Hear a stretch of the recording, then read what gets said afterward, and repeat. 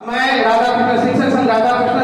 प्रदेश प्रवक्ता प्रकाश नेवाड़ा मंडला आप सभी का स्वागत अभिनंदन करता हूं। ये 2 दिवसीय जिला स्तरीय शैक्षिक सम्मेलन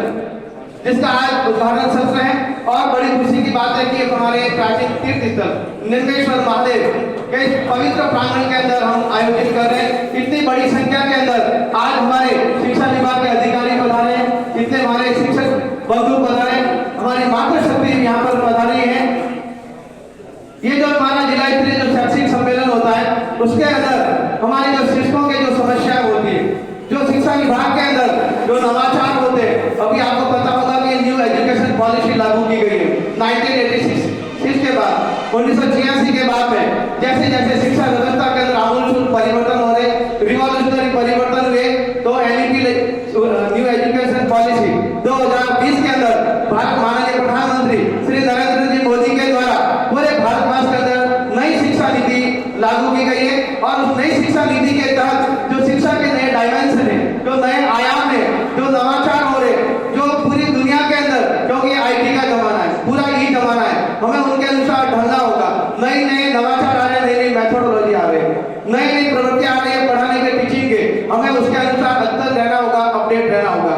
सभी शिक्षक भाई इसके लिए समय निवेदन आप मन से कहना चाहते, हम सभी इसके लिए तैयार है। न्यू एजुकेशन पॉलिसी, हमारे आला अधिकारी भी यहाँ पर विराजमान है और स्कूलों के अंदर जितने भी हमारे शिक्षक भाई व बहन है बहुत ही तत्परता से अपना शिक्षण कार्य करवा रहे। लेकिन हमारे लिए सबसे जो बड़ी समस्या आ रही है, बाधा आ रही है, गैर शैक्षिक का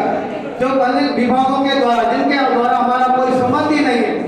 जिनका हमारा दूर दूर तक संबंध नहीं, उन कार्यों के अंदर भी, गैर शैक्षणिक कार्यों के अंदर हमारे जब भी कोई काम होता है, चाहे छोटा हो या बड़ा हो, सबसे पहले आदेश निकलता है शिक्षा विभाग के मास्टर को लगा दो, शिक्षकों को उस कार्यक्रम के अंदर लगा दो। अरे भाई साहब, हमारी ड्यूटी स्कूलों के अंदर पढ़ाई करने के लिए लगाई गई है, बच्चों का भविष्य बनाने के लिए लगाई गई है, लेकिन गैर शैक्षणिक कार्यों के अंदर लगाकर हम शिक्षकों को वहां से डाइवर्ट किया जाता है। कोई भी पदाधिकारी किसी भी विभाग का हो, काम उनका होता है, फौका हमारे ऊपर जाता है। कोई भी कार्यक्रम होगा, छोटा बड़ा कोई भी गैर शैक्षिक, सबसे पहले शिक्षकों को लगाया जाता है। क्यों लगाया जाता है? मैं मंच के ऊपर आज इतने हमारे यहाँ पर जनप्रतिनिधि पधारे, आप सरकार तक आवाज पहुंचाए कि शिक्षकों को सिर्फ विद्यालय के अंदर शैक्षिक कार्यों के अंदर लगाया जाए। हमारा काम शिक्षकों को, बच्चों को पढ़ाने का, उन्हें विद्या देने का काम है, लेकिन बार बार शिक्षकों को गैर शैक्षिक कार्यक्रमों के अंदर लगाकर, गैर शैक्षिक कार्यों के अंदर लगाकर हमें विद्यालय से बाहर जाना पड़ता है। इसका सीधा सीधा खामियाजा आप सभी भी जानते होंगे, विद्यार्थियों को उठाना पड़ता है, क्योंकि गरीब जो विद्यार्थी आते हैं उनके लिए शिक्षक जो बड़ा होता है वो शिक्षक होता है। जब हमें पढ़ने के लिए, पढ़ाने के लिए समय नहीं मिलेगा तो विद्यालयों के अंदर आप ही बताइए कैसे पढ़ाएंगे। एक पुरजोर दौर के अंदर आप बताइए, क्या हमें गैर शैक्षिक कार्यक्रमों से मुक्त किया जाना चाहिए?